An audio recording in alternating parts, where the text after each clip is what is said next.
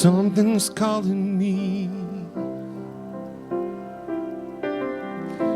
Something's calling me.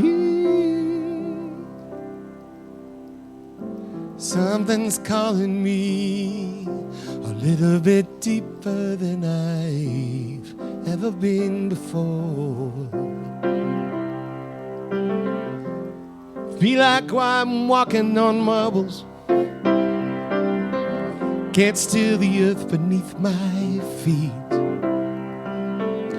Is my head in the clouds, my naked legs left dangling? I can feel my heart begin to pound. Yeah, something's calling me a little bit deeper than I've ever been before. Yeah, something's calling me a little bit deeper than I've ever been before. Long dark night, my soul it wanders. Can't see the light that moves me. If God is everything and everywhere that I belong, Spirit gently wakes me from my sleep. Sing. Something's calling me a little bit deeper than I've ever been before. Yeah, something's calling me a little bit deeper than I've ever been before.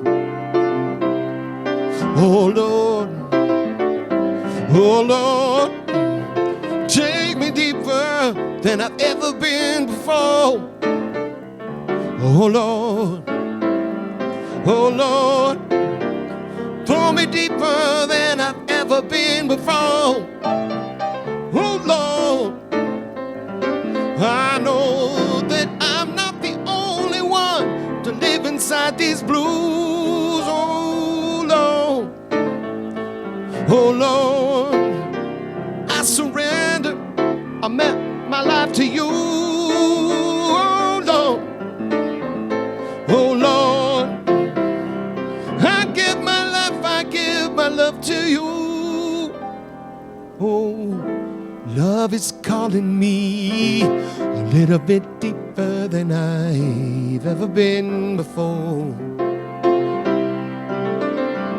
Compassion's calling me a little bit deeper than I've ever been before. My faith is calling me a little bit deeper than I've ever been before. Peace is calling me a little bit deeper than I've ever been before. God is calling me, and I'm grateful like I've never been before.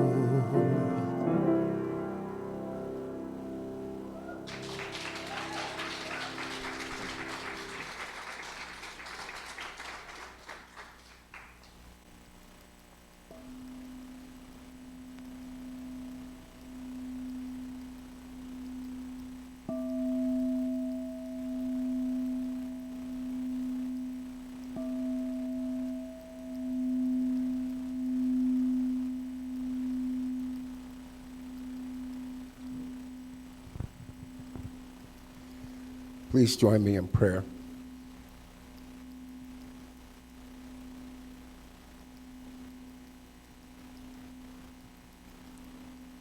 We give thanks for this ability to come together, to remember to embrace self-care.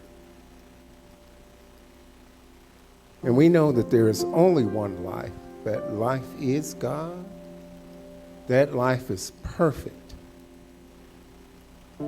That life belongs to each and every unique and divine expression of God within the sound of my voice, here and now, going forward. We know that life is complete, that there is both grief and joy, We know that everything in form and substance is God. It is all God. And we give thanks for all who come to celebrate the allness and the oneness that belong to each and every one of us here by divine inheritance. This belongs to everyone who hears this message. And we give thanks for celebrations like these, whether they're taking place in a chapel, a cathedral, a sweat lodge, a synagogue, a mosque, in the forest, in the living room, or even in the laundry room. We know that the Spirit of God blesses and multiplies everything that each of us are. And I give thanks now for all the divine expressions of God who are here celebrating the allness of God. I give thanks for the divineness of life in all its forms. I know that we have a wonderful group of people here to celebrate with us. And I give thanks for the musicians. I give thanks for our volunteers, our ushers. I give thanks for our sound team. And I give thanks for Reverend Bridget. And I know that God will speak through our Reverend Jenn here, delivering the message that is timely for each and every soul in the sound of her voice, whether they're in this room or they see this online. I give thanks for all grief and all joy, for everything that takes place, for our evolution, for our growth and expansion as unique expressions of the divine. I release these words in the divine law where they've already been acted upon by that one life. It is already done at the intersection of right here and right now. I let this go. I let it be. And together we affirm, and so it is.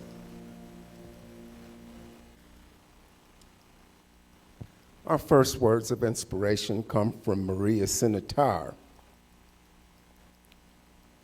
Not only do we go against the grain of world opinion when we choose affirmingly, but also we may consciously choose things that temporarily create discomfort and inconvenience for ourselves. To be happy in the long run, we find we choose discomfort in the short run. From Kamel Ravikant, the truth is to love yourself with the same intensity you would use to pull yourself up if you're hanging off a cliff by your fingers, as if your life depended on it. This day, I vow to myself to love myself, to treat myself as someone I love truly and deeply in my thoughts, in my actions, in my choices, the experiences I have. Each moment I am conscious, I made the decision to love myself. From our founder, the Honorable Dr. Ernest Holmes. Like light and darkness, darkness cannot overcome light, but light can neutralize darkness. This is why Jesus said, if you seek the kingdom first, everything else will be added. And in this everything else is included all things in this life that make for full livingness and joy, peace and happiness, health and harmony, and the success that rightfully belongs to a divine being.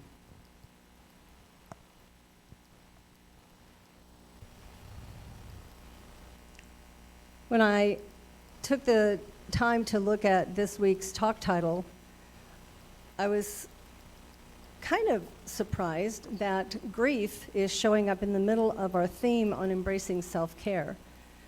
But as I began to do some research and look at some of the things that the ministers who do the global vision for us had come up with, I thought, okay, it makes perfect sense. It makes perfect sense because one of the things that gets in the way the quickest of us taking care of ourselves is grief. And so as we move into this today and we look at the balancing act of balancing grief and joy, let's see if we can look at some ways that maybe we can, I'd like to say reduce the intensity of this emotion, but I'm not sure that that's possible. But maybe make it more manageable or make it more embraceable. Because one of the things that we know is we will experience grief. It's a fact of life. It is part of the fact of life that has to do with our life in human form here on planet Earth, as we have come from that place of the divine and moved into how to live in form. And that's where this becomes a big part of our lives, because what we do when we come to planet Earth is we start attaching. We start attaching to the things that we have decided are ours, and that could be a relationship, that could be a parent, that could be a child. And when we have to say goodbye, that letting go is huge. And I was thinking about this week, and I thought, you know what, maybe one of the greatest lessons we can learn here in this beautiful experience of life is letting go. Because that seems to be the one constant that we keep not getting that keeps showing up for us in a lot of ways. And what happens to us is, at least a lot of the people that I know that I've worked with have really done their best to avoid grieving. And so we've found some really creative things to do. We can throw ourselves into our work, and we can just work, extra hours and do more and try and get so involved that we don't have to think about it, that we don't have to feel those feelings. And the truth is, you're going to get to feel those feelings regardless. And that, again, is part of the life process. So what we want to remind ourselves of this week is to continue to tune into those spiritual practices. Sometimes it's just a moment of being quiet, contemplating. Sometimes it's more than that, and it's going into meditation. Sometimes it's going into prayer or reaching out for prayer support. But to maintain those beautiful, wonderful practices that we've been taught that really support us in just living our best lives. The Dalai Lama says that the way through the sadness and grief that comes from great loss is to use it as motivation and generate a deeper sense of purpose. And we see evidence of this everywhere, where people have encountered some horrific challenge, some huge loss has taken place, something very traumatic, and they have used that as a platform to step off into a greater expression of who they are, or to offer the world more, or to be in a place of service. And so sometimes in that place of that depth of heartache and sorrow, we can find motivation to move on and to move forward.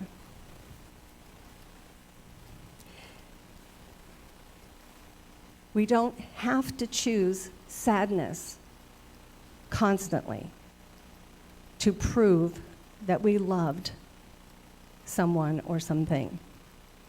We absolutely can experience joy in the time frame, in the process, and we can balance that. We sometimes I think we get stuck on that place of, what is everyone going to think of me if I start acting normal? Well, they're going to think that you're normal today.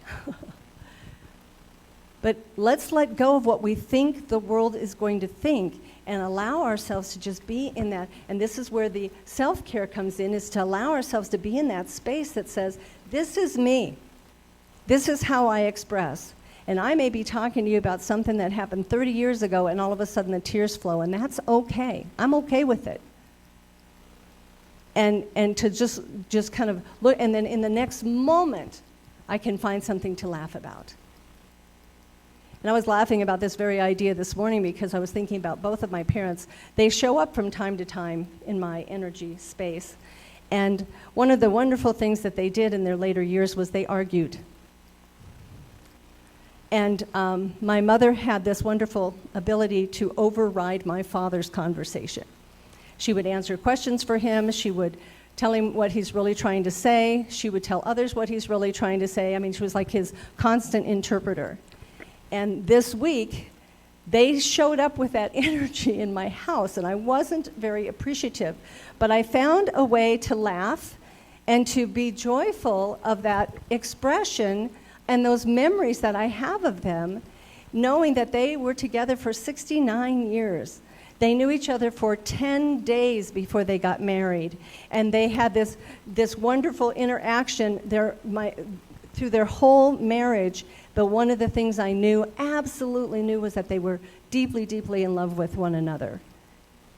And it was such a great example for me, and so that was a reminder to me this week. And I could look at that, and of course, do the tears come when I have those thoughts? Yes. And then does the laughter come also? Yes, it does. So we can balance that out. Sometimes we think that, well, I'll be joyful as soon as I get past this. As soon as this doesn't hurt so bad. I'll be happier. Just give me a couple weeks or 12. And we think we're bargaining the process, and truthfully, it's because we've been conditioned to think grief looks this way. And I'm here to tell you today, whether you're in this room or you see this video online, that you now have permission. If you didn't think you had it before, you now have permission. It has been granted to you today to grieve any old darn way you want. It is an individual process because we each love differently. So we're each going to let go in a different way.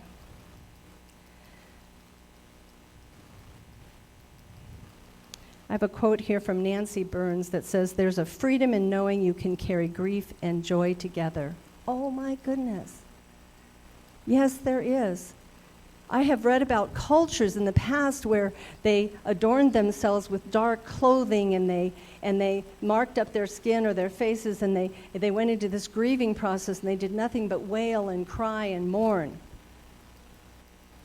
We don't have to do it that way. You can if you choose that that's an honoring and that's a process you want to do, but we aren't required to do it that way.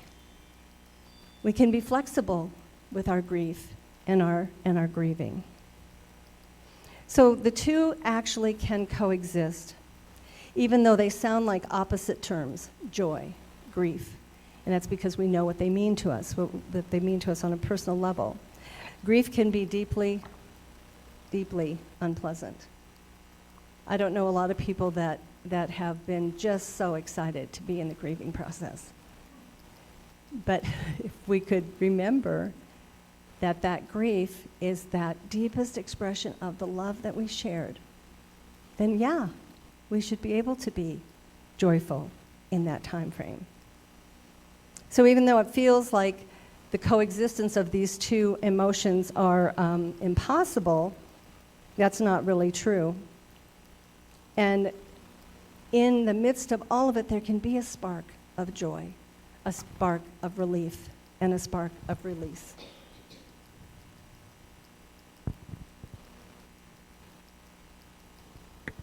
Khalil Gibran said, "When you are sorrowful, look again in your heart, and you shall see that in truth you are weeping for that which has been your delight." Oh my gosh, I loved how incredible that is, to have loved and been loved in whatever circumstance, whatever situation, whether it is on the human plane or it is with an animal, a four-legged creature in your life. But how beautiful to know that the delight that I shared in those moments can still be with me can still be carried through with me.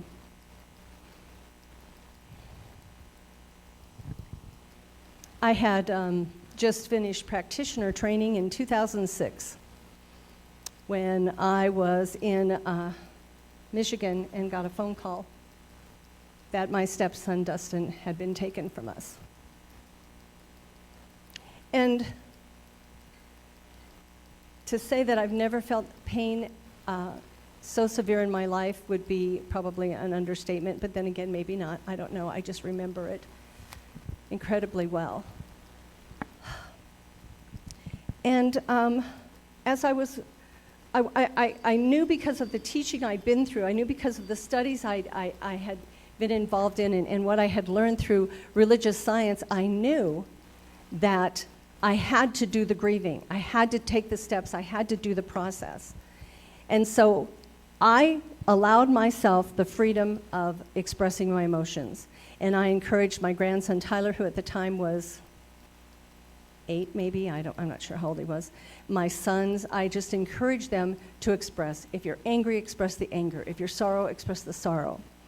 Because I really didn't want to ever go through it to that intense depth again. Then I started looking at, is there a meaning for me in this? Because we find that a lot of times in that deepest grief and in that loss, that there's meaning for us. And I remember kind of playing with the idea of, does this mean that I'm supposed to go do something? Does this mean that I'm supposed to take a certain perspective in life? And as I continued to pray on that and I continued to just do the work, eventually, Spirit led me to ministry. And I find today that one of the groups of people that I work with the most are people in the grieving process. So obviously, something came forth from that was a positive support for me in the work that I do. I also wanted to celebrate him as best we could. So I lived in Manitou Springs, Colorado, which is up against the mountain west of Colorado Springs, and I had just torn down all of the wall stuff in my kitchen. Now, this is Manitou Springs. This was back in 2006. I had this wallpaper up that when I started to tear it down, I discovered it wasn't wallpaper, it was contact paper. I think y'all know what contact paper. Contact paper is this pretty designy stuff and it has sticky gunk on the back. Well, what I discovered was I had 4 layers of different kinds of contact paper covering the walls. I mean, I nearly lost my mind, but I was going to get that stuff down. Well, I got it down, and we had this beautiful drywall. And after the service for Dusty, all of the people that were connected with me and from the center in Colorado Springs and my side of the family all came over to my house, and we decorated the drywall in my kitchen with pictures and stories and poems of Dusty. And it was just, and we laughed, and we had such a great time. And it was so beautiful. And I remember one of the things, Tyler drew a bicycle, and it was laying kind of on the ground, and he put, I remember the day Dusty saved my life. And what had happened is they went out riding their bikes, and Tyler's bike hit the edge of the asphalt, and he started to go this way, and Dusty jumped. This was the kind of kid he was, 15, 16 years old at the time, jumped off his bike, grabbing Tyler and rolled, could have been in an action movie, rolled onto the ground so Tyler wouldn't get hurt. And in Tyler's mind, his uncle had saved his life. It was so beautiful. So let's keep those things in mind as we go forward, because grief is not something we're going to avoid. It's something that it's going to hit us head on, sometimes when we least expect it, and yet it is part of being alive. It is part of loving. It is part of that full expression of who we are. It was probably a month or so, it was probably easily a couple of months after Dusty's passing that Tyler said to me one day, he said, "You know what, Grandma Jennifer, I'm really grateful that you don't ever give me a hard time when I cry." And it was like, a million questions came up, but I just thanked him. But it was like that felt good to me because I knew that I was doing that piece that I could of showing my family how to grieve and giving them permission to do the same as well. David Kessler, who many of you are familiar with that name because he co-wrote the book with Elizabeth Kubler-Ross on death and dying, a couple books actually. And years after she passed, he discovered that there was a sixth step in the grieving process, and it's called finding meaning. And he gives us this quote: "Meaning is a reflection of the love we have for those we have lost. Meaning is the sixth stage where the healing often resides." I think we spend a lot of time trying to make sense of it all, trying to figure it all out. And sometimes it just comes to us with these little whispers of time, and we get it. We get a different perspective. We get a new idea. Viktor Frankl talks about the fact that everything can be taken from us. Everything. Everything you currently have today, everything you value, everything you hold sacred, important, can be taken away from you. But we are left with the freedom to choose how we will react to that, how we would respond to that, how we will work through that process. No one can tell you how to grieve. And in that same respect, no one can tell you how to be joyful. We get to make those decisions for ourselves, and that's part of the attention we pay to the self and the care that each and every one of us needs. So we're reminded to seek joy, to live in joy, to express love, and to live in love, and to hold it sacred, even when it escapes us or leaves us.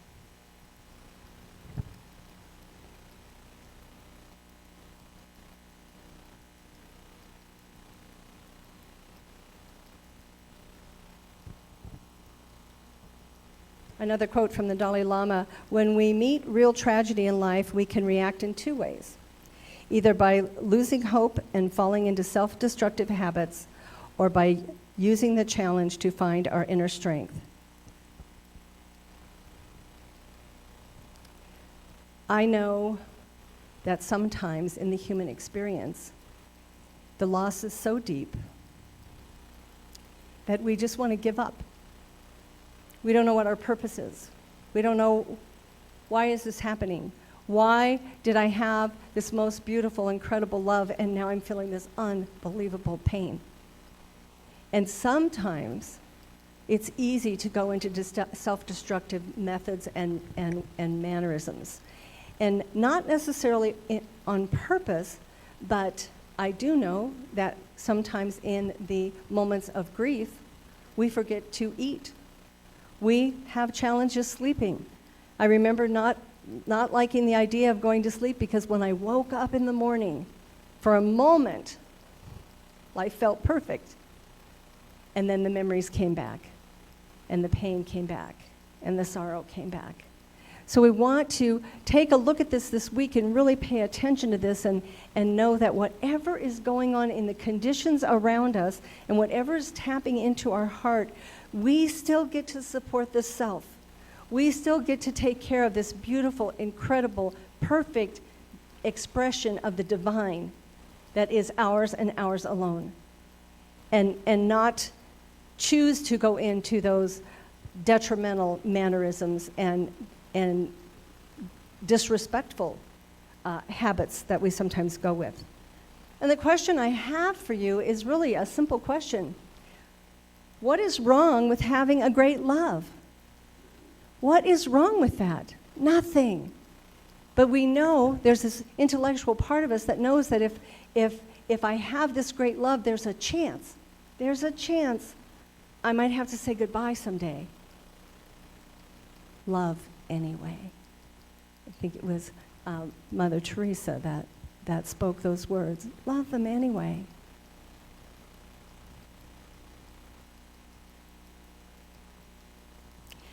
David Kessler also says, I have this quote, "You don't have to experience grief, but you can only avoid it by avoiding love.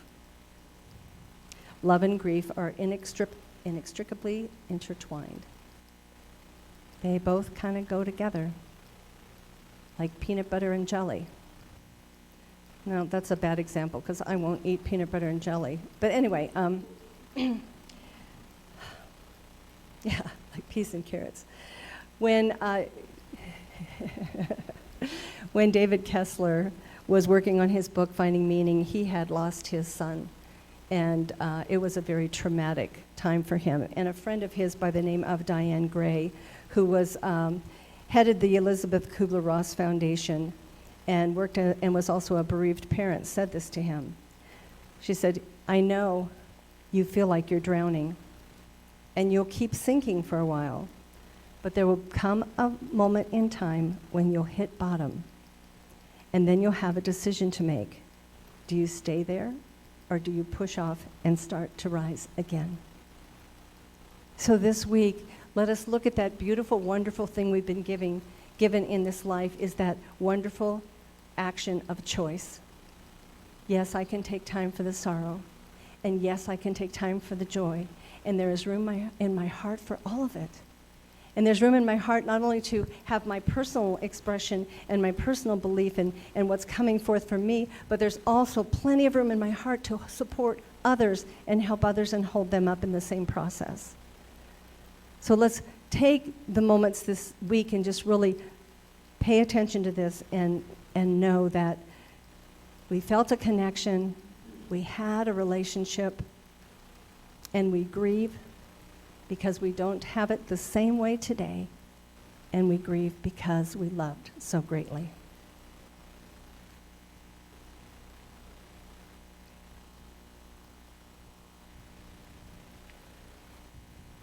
Winnie the Pooh said, "How lucky am I to have something that makes saying goodbye so hard." Yeah. Do we think about that when we are in those moments of first connecting and loving and cherishing one another? And not to think about it from the fact of, oh my gosh, what will I do when I lose you? Not like that, but to think about how lucky, how blessed we are to have this beautiful expression that we can have.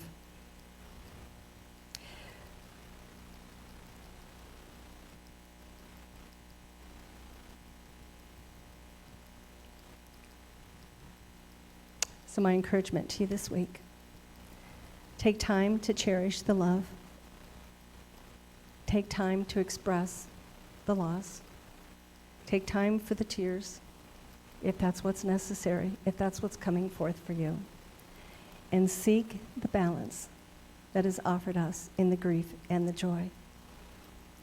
What we know is when there is a storm, when everything is torn apart, when there is mass destruction, what happens next? The sun comes out. Sometimes there's a rainbow. The birds start their singing. The children laugh and dance. And we move on. We don't stay stuck in the storm. Please join me as we pray.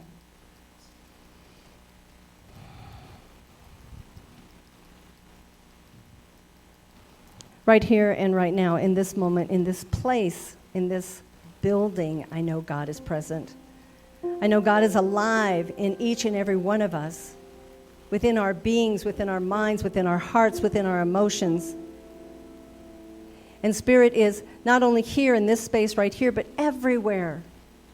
Everywhere. And what we know is when one of our loved ones leaves this planet, this expression of life as we know it, they go from being in one place, one specific place, to being everywhere because they become part of that amazing divine energy without the body that restricts us and that holds us.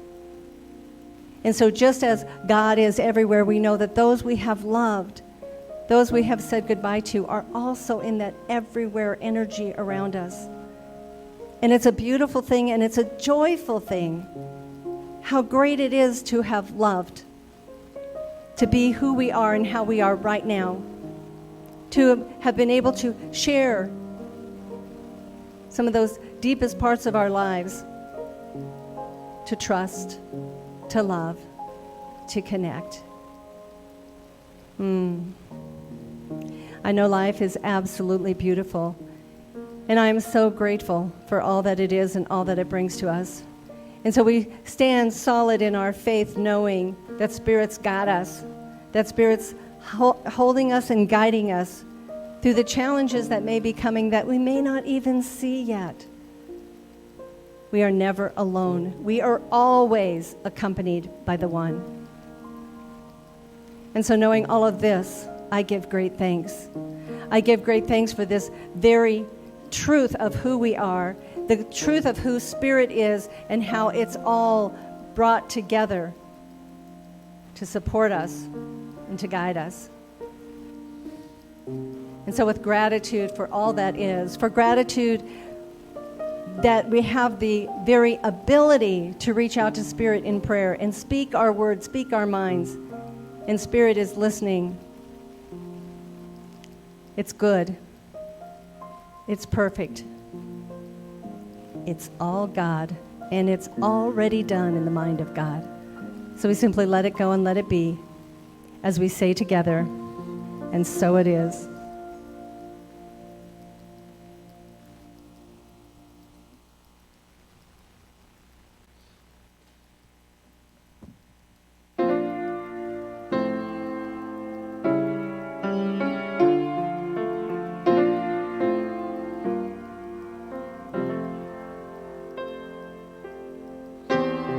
Every morning, the light keeps shining brighter as I wake up to the truth.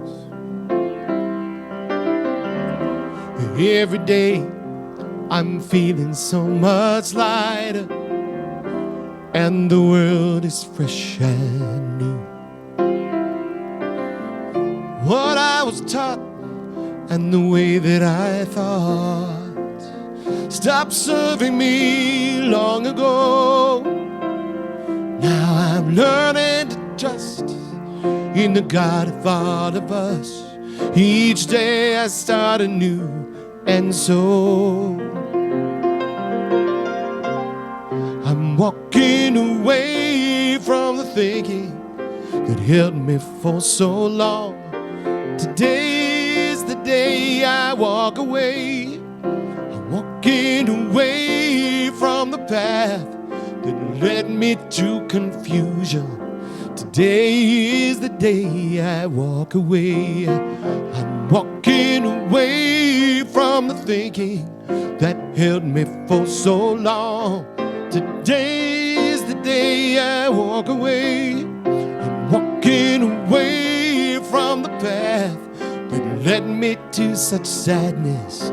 Today is the day I walk away. Every day I walk away. Every morning brings a new beginning. By grace, another day to be. I awaken to the sun upon me shining, lighting the way for me to see things I was taught and the way that I thought stopped serving me long ago. Now I'm learning to trust in the God of all of us. Yesterday I'm letting go. I'm walking away from the thinking that held me for so long. Today is the day I walk away. I'm walking away from the path that led me to confusion. Today is the day I walk away. I'm walking away from the less than that held me for so long. Today is the day I walk away. Walking away from the path that led me to such sadness. Today is the day I walk away. Every day I walk away. Today is the day I walk away.